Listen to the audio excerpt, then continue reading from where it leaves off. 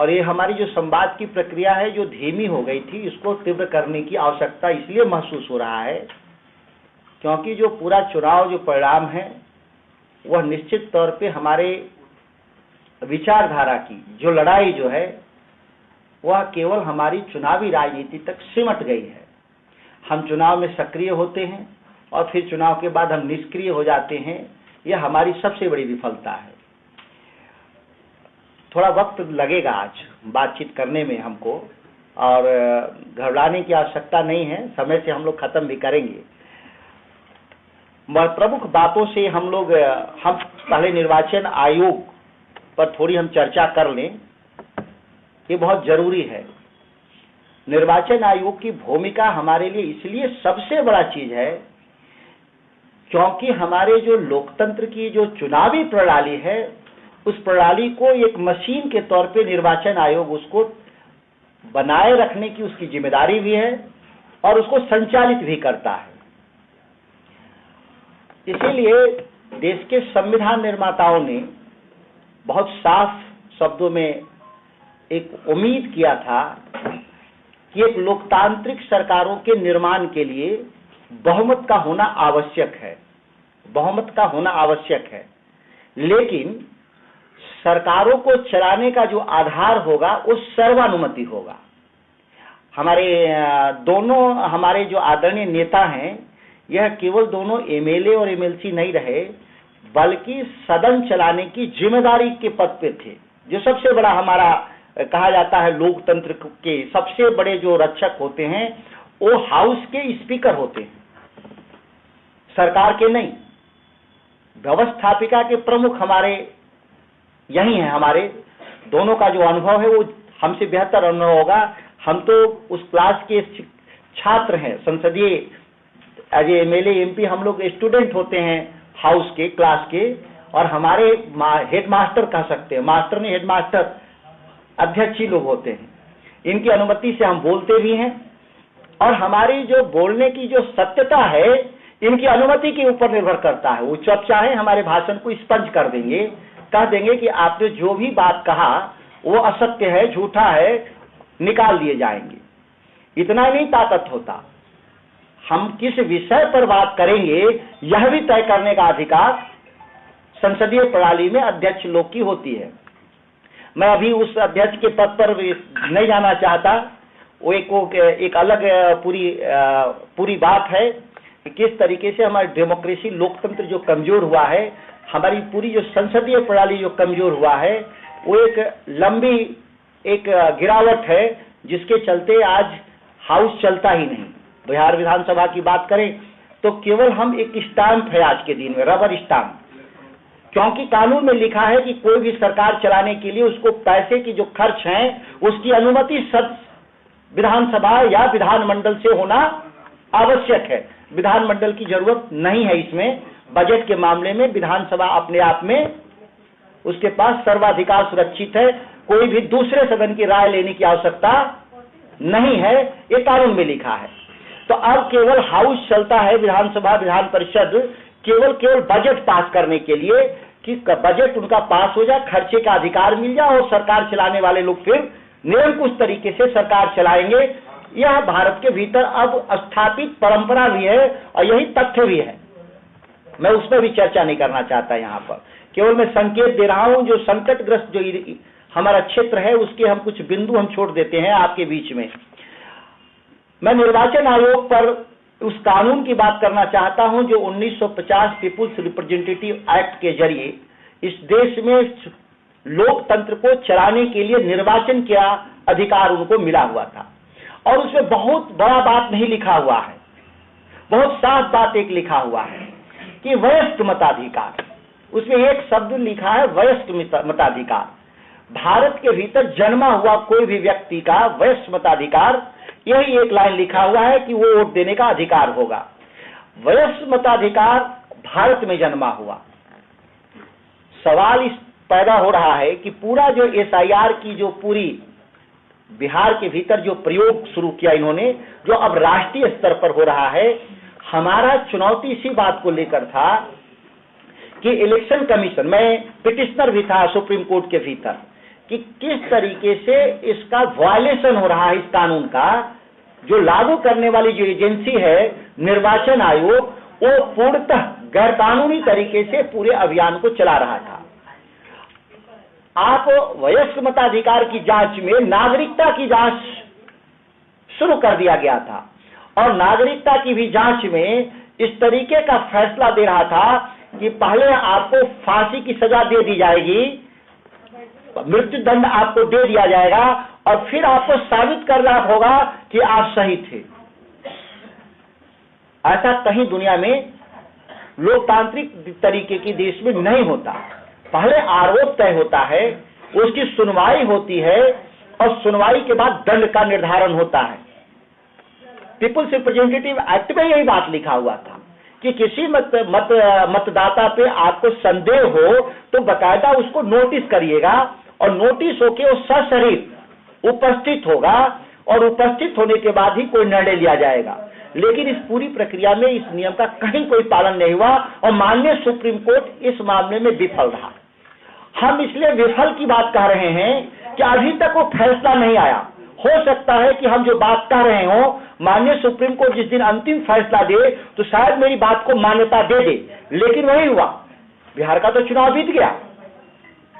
निर्वाचन आयोग के सुनवाई में जो सुप्रीम कोर्ट के अधीन सुनवाई था, माननीय सुप्रीम कोर्ट की सबसे बड़ी जो लापरवाही थी ससमय सुनवाई नहीं करना और अंतिम तारीख जिसको तय किया था माननीय सुप्रीम कोर्ट कि हम 7 अक्टूबर को फैसला दे देंगे, जिसके आधार पे ये नवंबर है, अक्टूबर चुनाव की घोषणा हम लोग की हो गई थी। कहता है क्या तारीख को, 6 तारीख को, 6 अक्टूबर को, 6 अक्टूबर को माननीय सुप्रीम कोर्ट ने कहा 7 अक्टूबर को। संदेह क्यों पैदा होता है कि ये किस तरीके से निर्वाचन आयोग कॉम्प्रोमाइज था नरेंद्र मोदी की सरकार से। वो इस तथ्य के साथ आपको जानना जरूरी है कि 7 अक्टूबर को माननीय सुप्रीम कोर्ट ने कहा था कि हम फैसला देंगे एसआईआर पर जो पूरे देश के लिए मानक होगा, केवल बिहार के लिए नहीं, मानक देश के लिए होगा। और माननीय सुप्रीम कोर्ट के इस विवेकाधिकार को रोकने के लिए इलेक्शन कमीशन ने उस प्रावधान का उपयोग कर दिया जिसको नहीं करना चाहिए था। संवैधानिक संस्थाओं को सम्मान करना चाहिए एक दूसरे के प्रति। अगर असम्मान हो जाएगा तो लोकतंत्र कमजोर हो जाएगा। 6 तारीख के ही शाम को चुनाव की घोषणा कर दी जाती है। आखिर कौन ऐसी परिस्थिति थी कि मात्र 24 घंटा देश का इलेक्शन कमीशन माननीय सुप्रीम कोर्ट के फैसले का इंतजार नहीं हुआ। केवल यह समय ही साबित करता है कि इसमें कहीं न कहीं अपराध में शामिल था निर्वाचन आयोग। ये सबसे बड़ा इसका उसके लिए तथ्य है। क्यों? एक सुप्रीम कोर्ट में संविधान ने इलेक्शन कमीशन को ताकत देता है कि इस देश के भीतर ऑटोक्रेसी निरंकुशता न आए, इसीलिए चुनाव कराने का अधिकार 5 साल के भीतर निर्वाचन आयोग को स्वतः हासिल होता है। इसके लिए किसी अनुमति की जरूरत नहीं होती, ना कोर्ट की न सदन की। ऑटोमेटिक इसको ऑटो पायलट पे चले जाना है 4.5 से 5 साल के बीच। लिखा हुआ कानून में क्या, वो कितनी कब अवधि होगा? 4.5 साल पूरा होने के बाद चुनाव की प्रक्रिया स्वतः चालू हो जाएगी। इसको कोई भी नहीं रोक सकता सिवा कि इमरजेंसी लागू करना पड़े। और एक बार निर्वाचन की प्रक्रिया शुरू हो गई, नोटिफिकेशन अधिसूचना जारी हो गया, तो कोई भी सरकार और कोई कोर्ट का फैसला सुनने का अधिकार नहीं है। अब मेरी गुण दोष पर नहीं होगा कि हम सही है या गलत। इलेक्शन कमीशन उस प्रक्रिया को शुरू कर देगा तो उसमें माननीय सुप्रीम कोर्ट भी फैसला नहीं ले सकता। इसके आड़ में, इस एक आर्टिकल के आड़ में इस देश के निर्वाचन आयोग ने सुप्रीम कोर्ट को डिफेंड कर देता है। क्या समाधान है? क्या इसमें बदलाव की जरूरत है? मेरा कहना है नहीं। यही हम कानून में बदलाव लाएंगे। बहुत लोग अति उत्साह में कहेंगे कि सुप्रीम कोर्ट का पावर सीज हो जाएगा, इसको बहाल कर देना चाहिए, निर्वाचन के दौर में भी सुनवाई होना चाहिए, सरकार में बैठे लोग को भी सुनना चाहिए, नहीं, वो कानून बहुत सही बना हुआ है। भारत के चुनाव को कोई रोक ही नहीं सकता, इवन सुप्रीम कोर्ट भी नहीं रोक सकता। यह बहुत ही बेहतर कानून है, लेकिन कानून का दुरुपयोग चुनाव आयोग के द्वारा किया गया। या पब्लिक डोमेन में सिविल सोसाइटी को समझना होगा कि 24 घंटा पहले चुनाव का घोषणा कर देना कि इनका फैसला ना आए, क्योंकि इलेक्शन कमीशन जानता था कि हम SIR में बेईमानी हमने किया है। और क्या बेईमानी किया है कि वयस्क मताधिकार की जगह वह नागरिकता की जांच कर रहा था। वयस्क मताधिकार की जगह नागरिकता का जांच कर रहा था। यही बेईमानी था जो इलेक्शन कमीशन ने कि इस बेईमानी को माननीय सुप्रीम कोर्ट पकड़ लिया था, लेकिन माननीय सुप्रीम कोर्ट ने अपनी भूमिका का निर्वहन ससमय नहीं होने से इस देश के भीतर लोकतंत्र में था कि हमने लगभग सुनवाई पूरा कर लिया है, हम 7 अक्टूबर को फैसला करेंगे। तो मुझे नहीं लगता कि बहुत सारे नए तथ्यों की आवश्यकता होगी। जो तथ्य हैं वो पर्याप्त है, या जो नए तथ्य हैं, चूंकि अन्य राज्यों में भी SIR शुरू है, उन राज्यों से भी तथ्य आएंगे तो हम लोग उसको पिटीशन के जरिए उसको देखेंगे। क्यों जरूरी है? निर्वाचन आयोग की भूमिका संदिग्ध रही है। इस 75 साल में जब भी बहुमत की सरकार आई तो बहुमत की सरकारों ने जो निरंकुश तरीका अपनाया, उसके खिलाफ सोशलिस्ट पार्टियों के द्वारा निर्वाचन आयोग के खिलाफ कई बार इतिहास में अभियान चलाने पड़े। और उसी अभियान के जरिए 1 सदस्य से 3 सदस्य बनाने का कानून बना। दूसरा कानून में संशोधन हुआ कि वह तीनों की नियुक्ति का अधिकार प्रधानमंत्री से, मतलब सरकार से उसको छीन करके उसको एक कमेटी के जरिए किया गया। आज मैंने कहा बहुत साफ शब्दों में कि कानून बनाने का जो अधिकार है पार्लियामेंट को, वो सर्वाधिकार सुरक्षित है उसके पास, ये किसी के पास नहीं है। एक वो लंबी बहस में नहीं जाना चाहते कि भारत के भीतर हम डेमोक्रेसी वेस्ट मिनिस्टर प्रणाली से हमने एडॉप्ट किया था। 2 ही प्रणाली है दुनिया में लोकतंत्र चलाने का। हम वेस्ट मिनिस्टर प्रणाली से चलते हैं, हम अमेरिकी मॉडल से नहीं चलते। लेकिन उसमें 3 बात, छोटी छोटी बात है, मैं बता दूं, वो बहुत जरूरी है, क्योंकि आप लोग छात्र के भी और बुद्धिजीवी लोग जुटे हुए हैं यहाँ, कि वेस्ट मिनिस्टर प्रणाली में साफ लिखा था कि कानून बनाने का अधिकार जरूर सदन के पास है, लेकिन उसको एडवाइस करने के लिए 3 स्टेज चाहिए। क्या कानून की आवश्यकता है कि नहीं, ये कौन डिसाइड करेगा? ये बहुत महत्वपूर्ण सवाल है कि कानून की बनाने की जरूरत है या नहीं है, ये कौन तय करेगा? क्या बहुमत है हमारे पास सरकार चलाने का, तो इसका मतलब हम कोई कानून बना देंगे। इसीलिए वेस्टमिनिस्टर प्रणाली में साफ कहा गया था कि एक वैसा सिविल सोसाइटी के जरिए एक प्रेशर आएगा कि कानून बनाने की जरूरत है कि नहीं, जो हमारे देश में आज तक वो बिल्ट नहीं हो पाया। मतलब सरकार तय करती है कि कानून बनेगा कि नहीं बनेगा, और स्वाभाविक है जब सरकार तय कर ले कि कानून बनाना है तो हमको रोकने का कोई तरीका नहीं है, क्योंकि बहुमत उनके पास है और बहुमत के आधार पर सरकार बनेगी। तो स्वाभाविक है कानून जब आएगा ऑटो पायलट मोड में, एक बार ले हो गया कानून तो उसको रोकने का मतलब सरकार को गिराना होता है। सरकार अब उसको पास कराएगी। यह एक दुखद बात है, यह हमारे संविधान की एक खराबी भी है। सरकार बचाना, लगातार सरकारें गिर रही थी। जो पार्टियों के टूट का जो कानून था, एक छोटा कानून था, पहले 1/3 था कि 1/3 से ही पार्टियां टूटेंगी, वो एक जरूरी कानून था संशोधन, क्योंकि लगातार कई सरकारें गिर गई थी, तो उसको 2/3 से कर दिया गया। कोई पार्टी तोड़ना होगा तो 2/3, वो ठीक था, वहां तक हम लोग समझते हैं कि कोई भी कॉर्पोरेट चाहे तो पार्टी तोड़ना चाहे तो उसको।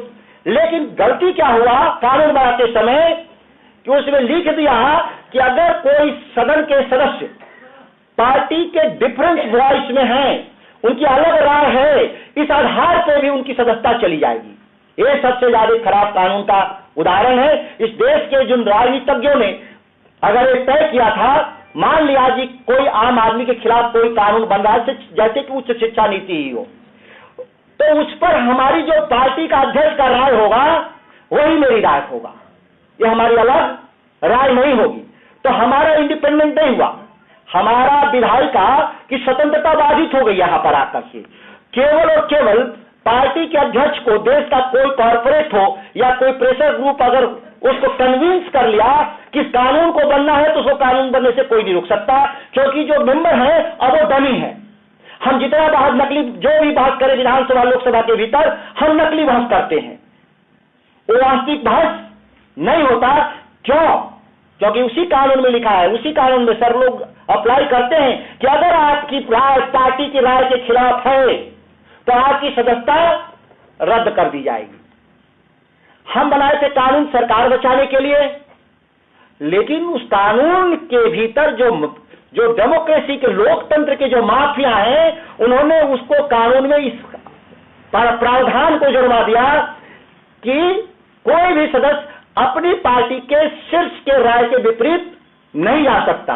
इसीलिए अमेरिका और भारत के पार्लियामेंट्री सिस्टम में अंतर है। यही आकर के क्यों अमेरिका में पार्लियामेंट सर जिक्र कर रहे थे विद्यार्थी जी कि डेमोक्रेसी कहीं बची है थोड़ी सी, तो वो अमेरिकी पार्लियामेंट के भीतर बचा है। उसका केवल और केवल एक आधार है कि वहां फ्रीडम ऑफ स्पीच है। मेंबर ऑफ पार्लियामेंट को वोटिंग राइट तक फ्रीडम है। हमारे भारत के भीतर केवल वोटिंग राइट का नहीं सबटेज किया गया, मैंने वोटिंग राइट तो पार्टी के आधार पर करना ही होगा, और बोलने का भी पार्टी के आधार पर ही होगा। अमेरिका के भीतर क्या है कि वहां सदन के भीतर सभी मेंबर अपनी राय रख सकते हैं पार्टी के बियॉन्ड जाकर, और यहां तक कि बिल पर भी वोटिंग अलग। फिर भी वहां लोकतंत्र है कि नहीं? क्या सरकार वहां चल रहा है कि नहीं? आज सबसे मजबूत लोकतंत्र है, वहां मजबूत सरकार है। और केवल कानून बनाते समय एक बात पर ध्यान देना था कि केवल सरकार बनाने बिगाड़ने में आप वोट इधर से उधर नहीं दे सकते, केवल एक लाइन लिखना था, वो पार्टी की राय से होगा। लेकिन यहां तो बोलने का भी गलत कानून बन रहा है। हमारी लाचारी है, हम विपक्ष में है तो उसकी आलोचना करेंगे, और हम सत्ता पक्ष में है तो उसका समर्थन करेंगे। यही हमारे देश की पार्लियामेंट्री सिस्टम है, इसके बियॉन्ड नहीं है। इसीलिए आप लोग कभी कभी आम आदमी बहुत हल्ला करता है कि आप तो जाकर के कुछ करते नहीं। वहां हम इसलिए नहीं करते कि करने का अधिकार ही नहीं दिया, संविधान हमको रोकता है काम करने की। एक बहुत महत्वपूर्ण बात है, मैं इलेक्शन कमीशन पर इसलिए उसके दौर में ही कहा कि कानून बनाने की पूरी प्रक्रिया में कहा गया कि बहुमत के आधार पर सरकार बनेगी, लेकिन कानून जो बनेगा वो सर्वानुमति से बनेगा। हर उस सदस्य से अंतिम तक राय लेने का प्रयास किया जाएगा। अब विधानसभा में नहीं होता, यहाँ रोड रोलर है, कानून आधे घंटे में पास करना है। पार्लियामेंट में अभी भी है, थोड़ा बचा है, पहले जैसा नहीं। मिनिमम 6 घंटा से लेकर 6 दिन तक एक कानून पे बहस होता है। बहस के बाद भी अगर बहस में व्यवधान हो गया, जैसे हल्लानामा होता है ना, तो हल्ला हंगामा हो गया तो उस कानून को पास नहीं किया जाता है, उसको ठंडे बस्ते में डाल दिया जाता है नेक्स्ट सिटिंग के लिए। बजट को छोड़ करके बजट पास करना पड़ता है, क्योंकि वो सरकार उससे खर्चा बंद हो जाएगा, तो बजट के लिए छोड़ करके बाकी चीज। लेकिन नए स्पीकर जो हैं 10 सालों से, जो ओम बिरला 11वें साल में, अब इस परंपरा को नहीं मानते। हंगामा होता रहता है और कानून थम्पिंग मेजॉरिटी, जिसको क्या बोलते हैं, ताली पीट करके वो कानून पास हो रहा है वो पार्लियामेंट। मैं इसलिए कह रहा हूं, एनवी रमन्ना माननीय सुप्रीम कोर्ट के मुख्य न्यायाधीश हुआ करते थे, याद होगा रमन्ना साहब के बारे में। उन्होंने हैदराबाद में दीक्षांत समारोह में कह रहे थे कि हमारा सुप्रीम कोर्ट पर बोझ बहुत बढ़ गया है काम का। तो लोगों ने पूछा कि कौन ऐसा काम आपके बढ़ गया सुप्रीम कोर्ट का, जो आप कह रहे हैं कि काम बहुत बढ़ गया। कहा कि जब भी संवैधानिक मसले आते हैं, हम निर्णय नहीं ले पा रहे हैं कि यह जो कानून बना था किस पर्पस से बना था, और इसके चलते हमको समझ में नहीं आता, इसीलिए हम फैसले लेने में देर करते हैं या फैसले हम गलत लेते हैं। अब उन्होंने क्या कहा आगे उससे विस्तार से कि पहले हम पिछले मतलब 10-12 साल पहले तक मानते थे कि जब भी हम संवैधानिक मामलों में बहस कर रहे होते हैं, करते थे, बहस को सुनते थे, फैसला से पहले हम पार्लियामेंट की प्रोसीडिंग लाते थे, और पूरी प्रोसीडिंग हम लोग करते थे दिन भर का कि इसको बनाने का क्या उद्देश्य था, क्या पर्पस था इस कानून को बनाने का, और तब हम लोग उसके आधार पर निर्णय लेते थे कि यह संवैधानिक है या गैर संवैधानिक है। लेकिन पिछले 10-12 सालों से पार्लियामेंट में बिना बहस का या अधूरी बहस के आधार पे या नहीं बहस के आधार पे कानून पास हो रहे हैं। इसीलिए हम लोग भी नहीं समझ पाते, न्यायपालिका के लोग, कि संवैधानिक मामले में हम फैसला क्या दें। इससे बड़ा कोई उदाहरण नहीं हो सकता भारत के लोकतंत्र के लिए कि हम एक सुप्रीम बॉडी पार्लियामेंट कानून पास कर रहे हैं और एक सुप्रीम बॉडी जो न्यायिक समीक्षा कर रही है, दोनों के बीच में संवाद की इतनी कमी है कि कानून क्यों बना, ये कानून रहना चाहिए या कानून नहीं रहना चाहिए, यह एक संकट है। मैं एक उदाहरण देता हूं इस मामले में। वह कानून पे बहस हो रहा था पार्लियामेंट के भीतर, क्योंकि लेटेस्ट कानून था, उस पर एक संवैधानिक मसला था। मुझे भी पार्टी की तरफ से अवसर मिला और 10 मिनट मुझे बोलना था, स्पीकर ने 5 मिनट में मेरा बटन बंद कर दिया था।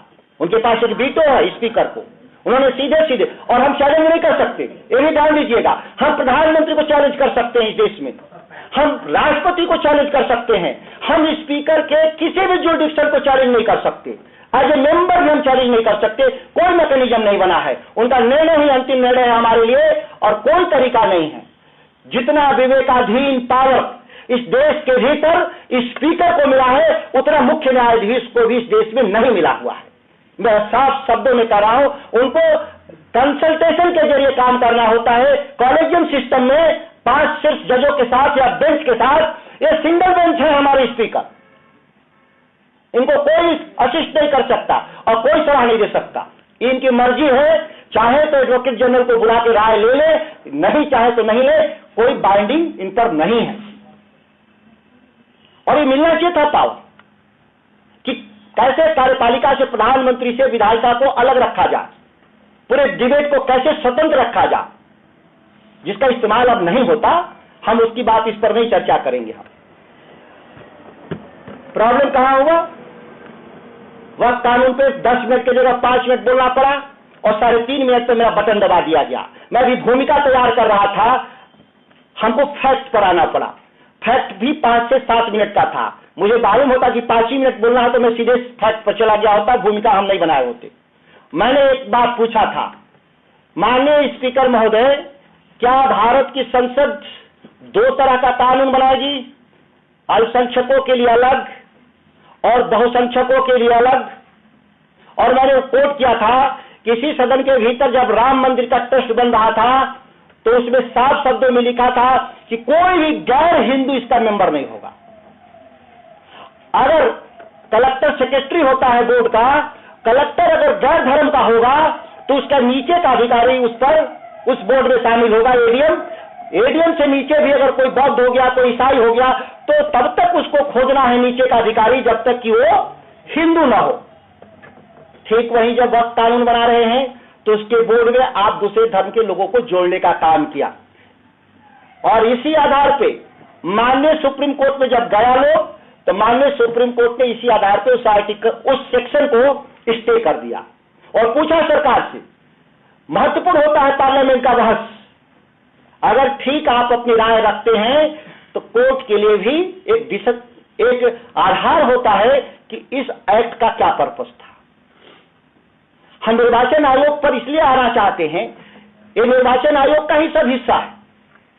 निर्वाचन आयोग के जो पूरे जो कॉन्स्टिट्यूशन में बदलाव हुआ वो पार्लियामेंट के एक्ट से हुआ कि अब 3 जो कमेटी होगी वो कमेटी सरकार केंद्रित होगी या सरकार नियंत्रित होगी, ये कानून बन रहा था और हमारे देश के सभी लोग मौन साध लिए थे और उस कानून को बनने दिया।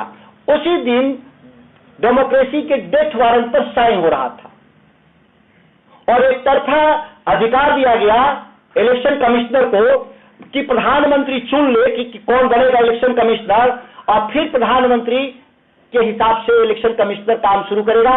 जो हमारी पूरी लड़ाई 75 साल में चुनाव आयोग की सुधार की लड़ाई थी, जो विभिन्न कालखंड में हम पार्लियामेंट की ताकत के जरिए हासिल किए थे, वो रिवर्स कर गया।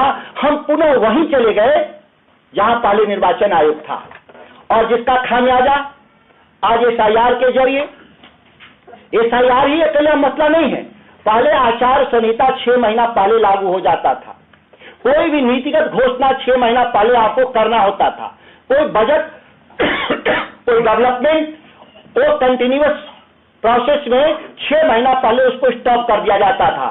पुरानी योजनाएं ही चलेंगी।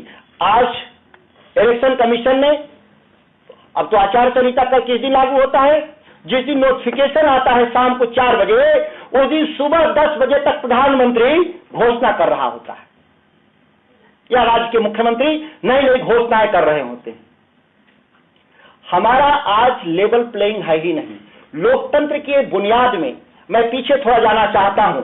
ये जो अभी जो आधुनिक लोकतंत्र है, इसके सबसे बड़े जो माने जाते हैं आर्किटेक्ट, वो हेनरी फोर्ड को माना जाता है। हेनरी फोर्ड कंपनी जो है, आप जानते होंगे, उसके मालिक थे, एक बड़े कॉर्पोरेट के मालिक थे, एक बड़े कैपिटलिस्ट थे। वो एक कैपिटलिस्ट ने दुनिया के लोकतंत्र को डिजाइन करते समय बहुत सारे इसमें थॉट्स और आइडिया हैं प्रोफेसरों के, यूनिवर्सिटियों का, लेकिन आज भी सबसे बेसिक फंडामेंटल है वो हेनरी फोर्ड, क्योंकि वो प्रोफेसर तो थे नहीं कि उनके किताबों को पढ़ाई जाए, लेकिन उनके किताब को पढ़िए। हेनरी फोर्ड ने कहा था कि लोकतंत्र तभी लोकतांत्रिक होगा जब पूंजी का लोकतांत्रिकरण होगा। बिना पूंजी के लोकतांत्रिकरण के लोकतंत्र, प्रजातंत्र ज्यादा प्रजातांत्रिक नहीं हो पाएगा।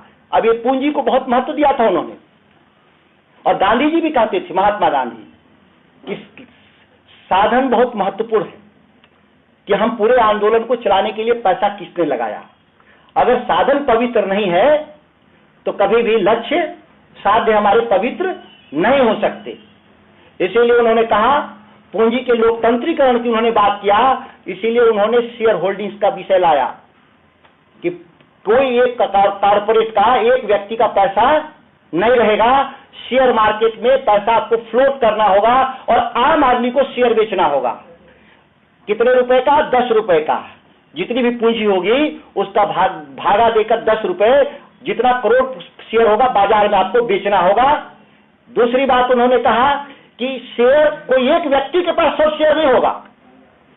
अमेरिका में नियम है, किसी कंपनी में, आप किसी भी कंपनी में मालिक का शेयर 50% से नीचे होगा, कि अगर मालिक कोई बदमाशी कर रहा हो या कोई राजनीतिक तौर पे दिशा ले रहा हो तो उसको कौन रोकेगा? उसका शेयर होल्डर, जो आम आदमी के पास शेयर था। तीसरी बात उन्होंने कहा, बोर्ड ऑफ गवर्नर होगा, डायरेक्टर्स होंगे, शेयर होल्डर्स तो सीधे नहीं जाएंगे रोज कंपनी में दिखाने के लिए, काम बताने के लिए, तो वो चुनेंगे डायरेक्टर, 7-8 लोग डायरेक्टर होंगे जो कंपनी को एडवाइस करेंगे।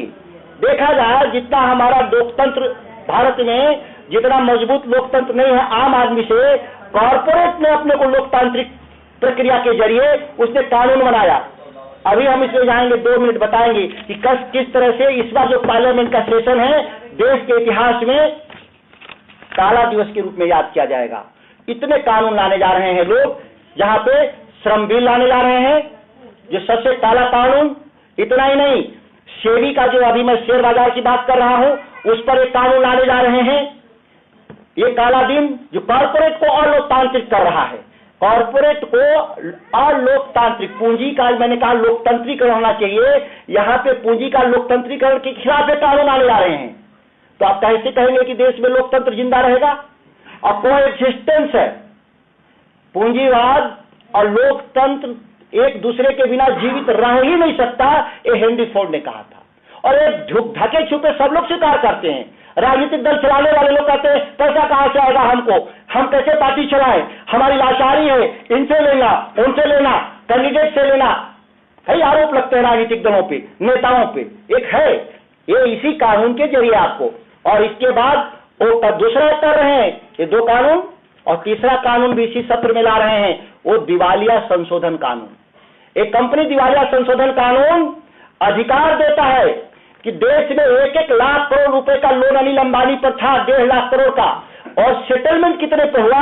मुश्किल से 10-15 हजार करोड़ पर। मैंने 100 रुपए लोन लिया बैंक से और 10 रुपया पर उसको माफ कर दिया गया, 10 रुपया लेकर के। लेकिन वही जब किसान लोन लेता है इस देश में, कोई इंडिविजुअल लोन लेता है, तो उसको 1 रुपया भी माफ करने का अधिकार नहीं है बैंक को।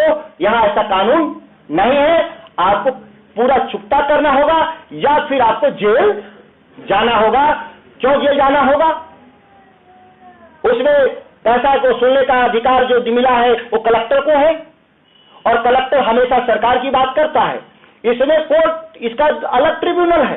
कारोबारी का से पैसा वसूलने का ट्रिब्यूनल अलग है, और किसान से पैसा वसूलने का कौन है ट्रिब्यूनल का हेड? सरकार खुद ही है। कलेक्टर तो सरकारी है ना, ये पैसा वसूल लेती है, लेकिन कारपोरेट का पैसा, ये तीन ऐसे जो कानून आ रहे हैं। और चौथा बीमा कानून। बीमा कानून में क्या संशोधन आने जा रहा है कि कोई भी कंपनी का एजेंट, जैसे कि वो जीवन बीमा हो गया, ओरिएंटल हो गया सरकारी, वो उसका भी एजेंट रह सकता है, प्राइवेट का भी रह सकता है। अब क्या है कि जो पूरा इंफ्रास्ट्रक्चर है, जो ह्यूमन इंफ्रास्ट्रक्चर, जो बीमा सेक्टर का, जो सरकार ने लंबे समय तक उसको ग्रो की थी ट्रेनिंग दे करके, वो अचानक से वो स्विच ओवर करने का उनको अधिकार मिल जाएगा। वो प्राइवेट कंपनियों की तरफ छोटे से उनको जो कमीशन मिलता है थोड़ा ज्यादा उसको दे देगा, वो टोटल रॉयल्टी चेंज कर जाएंगे। यही कानून में संशोधन है। देखने में बड़ा साधारण लग रहा है कि बीमा एजेंट को हम फ्री कर रहे हैं कि वो कई कंपनियों का वो एजेंट रह सकता है। इतने से ही इस देश में पूरा बीमा का स्ट्रक्चर बदल जाएगा। इस देश में सबसे ज्यादा पैसा किसके पास है? लाइफ इंश्योरेंस के पास। किसका पैसा है? आम आदमी का पैसा है। उसका मुनाफा सबके पास जाता है। अब ये पैसा कहां चला जाएगा? प्राइवेट सेक्टर में चला जाएगा, कॉर्पोरेट में जाएगा, और कॉर्पोरेट में जाएगा तो फिर वो फायदे के लिए उसका निवेश करेंगे। सोशल रिस्पॉन्सिबिलिटी खत्म हो जाएगी।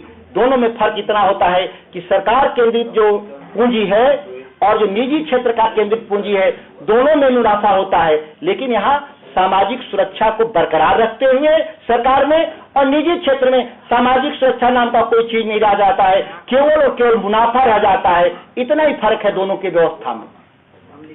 मैं ज्यादा इसलिए इसको कह दिया, अभी मैं जर्मनी भी गया था। वायनार जो कंसंट्रेशन कैंप था जिसकी चर्चा गैस चेंबर की कर रहे थे, मैं फ्रैंकफर्ट उतरा।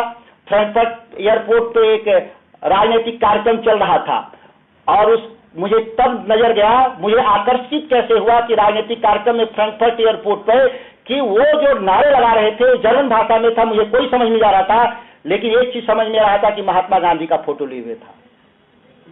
आज भी यूरोप के भीतर गांधी आइकॉन है, दुनिया के भीतर गांधी आइकॉन है, लेकिन भारत के भीतर क्या हालत है? अब तो हम शर्माते हैं, समाजवादी धड़ा हो और बाकी का धड़ा की तो बात ही नहीं करना है। गांधी को शर्माते हैं लोग नाम लेने में। जर्मनी में फ्रैंकफर्ट में 3 महीना पहले एयरपोर्ट पे देखे तो आंदोलन में केवल एक फोटो का इस्तेमाल हुआ था, वो महात्मा गांधी का, इसके अलावा किसी का नहीं। वहां भी नेता रहे होंगे जर्मनी में, एक से एक बड़े नेता हुए होंगे, केवल हिटलर ही थोड़ा था, लेकिन किसी की चर्चा वहां नहीं है।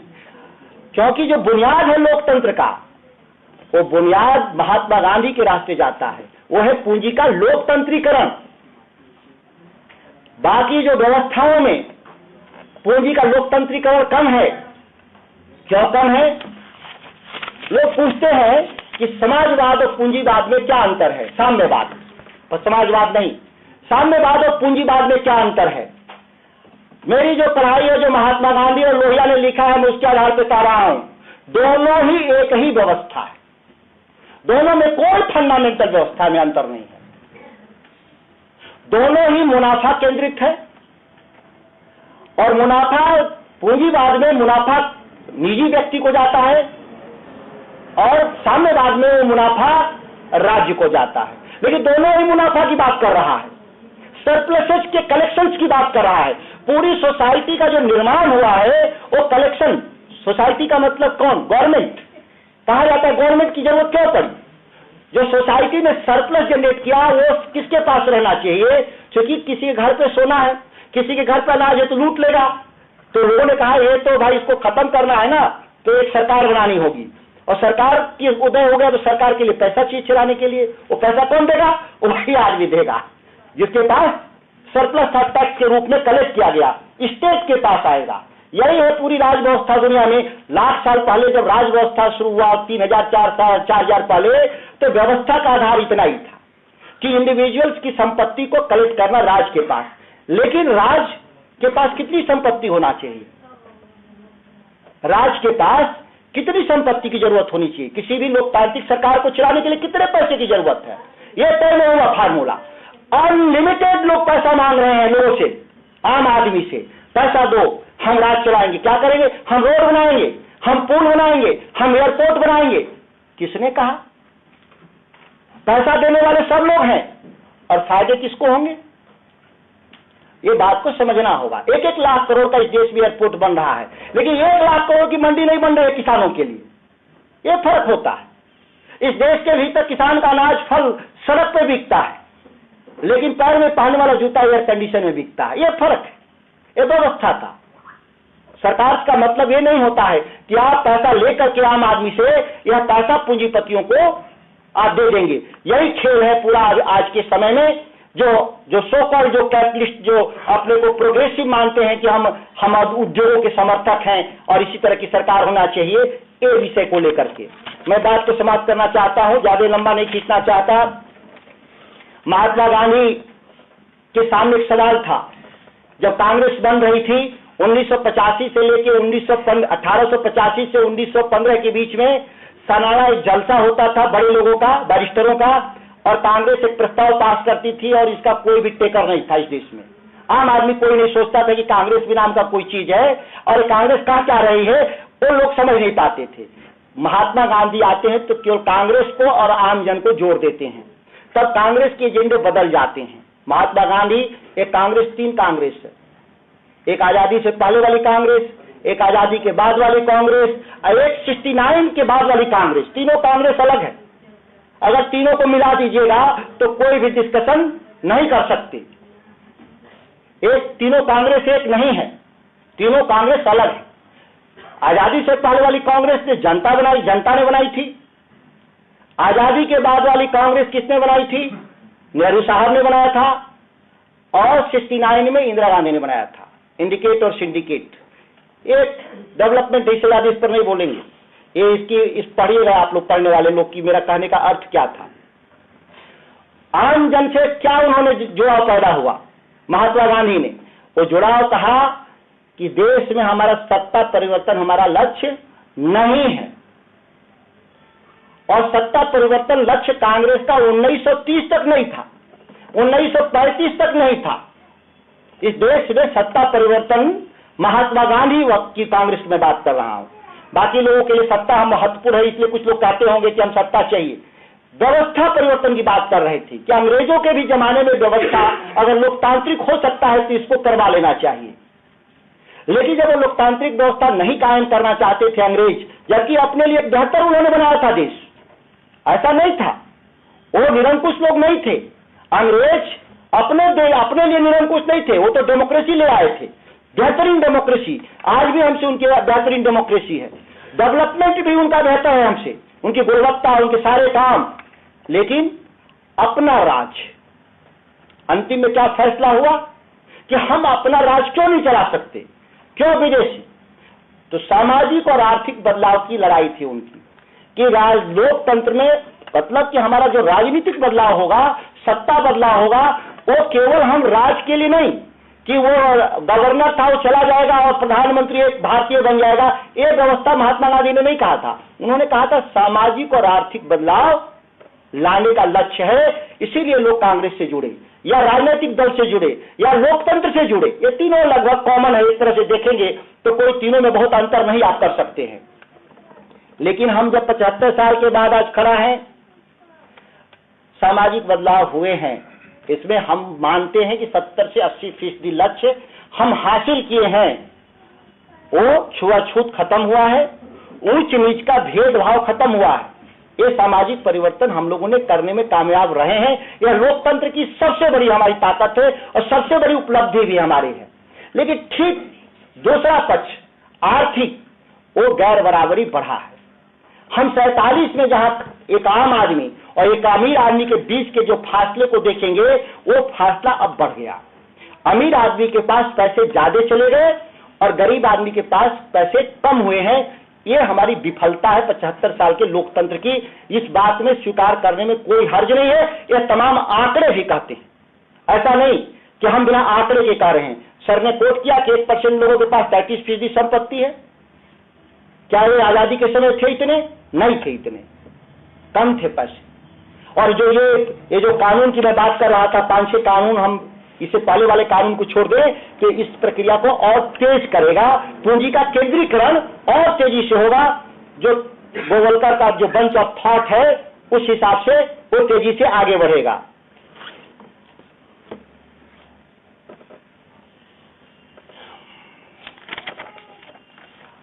मैं बात को अब खत्म करना चाहता हूं कि इसका रास्ता क्या है।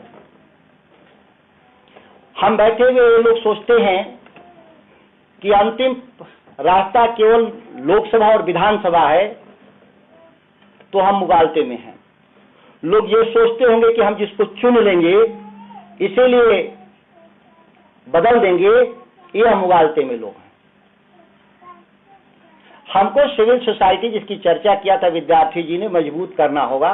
विश्वविद्यालय से लेकर के जो ग्रामीण अर्थव्यवस्था के संचालक जो तत्व हैं, किसान मान लीजिए, मोदी जी को पहली बार डिफीट किसने दिया? किसान आंदोलन ने। तब दिया था 17 में भूमि अधिग्रहण कानून पर पहला डिफीट हुआ था, और दूसरा डिफीट 2020 में 3 कृषि काले कानून पर। किसान पर भी बांटने के लिए बहस हुआ देश भर में कि ये जो किसान जो है ये अमीर किसान है, ये जमींदार किसान है, ये आढ़ती किसान है, और पूरा नैरेटिव बिल्ड किया गया सत्ता पक्ष के ही नहीं, विपक्ष में बैठे लोगों को किसान समझ में नहीं आता कि किसान होता क्या है। ये भारी एक झंझट है। हम पूंजी और किसान दोनों को अलग अलग नहीं करेंगे। जो खेत है मेरा वो एक पूंजी है, लेकिन जो किसानी हो पूंजी नहीं है, वो एक अलग चीज है। किसान किसान होता है, कितने बीघा का किसान है महत्व नहीं रखता। वो 1 बीघा का किसान चाहे 1000 बीघे का किसान, किसान किसान है। और इस देश में किसानों पे सीलिंग लाए गए, जो लाना भी चाहिए था। कितनी बड़ी आबादी को हम एक किसी खास वर्ग समूह को हम ज्यादा जमीन नहीं छोड़ सकते थे, लेकिन यही सीलिंग तो पूंजी पर भी लगना था ना। इस 75 साल में एक व्यक्ति का देश में नाम बता दे कि पूंजी पर किसी ने सवाल खड़ा किया हो कि ये सीलिंग होना चाहिए, कितना से ज्यादा किसी के पास पैसा नहीं होना चाहिए। ये सीलिंग कौन लगाएगा? और जब तक हम ये नहीं लगाएंगे, हम इसी पूंजीवाद की लोकतंत्रीकरण की बात कर रहे थे जो हेनरी फोर्ड ने कहा था, जब तक हम इसको नहीं नियंत्रित करेंगे, हम कोई सरकार बनाते बिगाड़ते रहेंगे। हम बैठे हुए आपस में लोग कल सरकार बदलने वाले लोग हैं, लेकिन जो नई सरकार आएगी वो क्या करेगी, यह अभी तय करना हमारा काम है। हम अगर नहीं तय करते हैं तो सरकार बदलने का क्या मतलब? कल वो सरकार में थे, मैं कल आज मैं सरकार में हो जाऊंगा। मैं भी कृषि मंत्री बिहार का बना था, लोग कहते थे चलने दो, मैं कहता था ऐसे नहीं चलेगा। जिस तरीके से चल रही है नीतीश की सरकार, हमने बदलने की लड़ाई लड़े, हम हार गए, लेकिन हारे तो झुके नहीं। मैंने इस्तीफा दे दिया। झुक भी सकते थे, समझौता कर लेते। कई नौकरशाहों ने मुझसे कहा, कई नेताओं ने कहा कि राज मुबारक हो, हम इस राज के खिलाफ हैं। तो आज हमारा झुकना ही हमको सत्ता से आज बाहर कर दिया। एंटी इनकम्बेंसी पूरा चीज हमारे पर लद गया।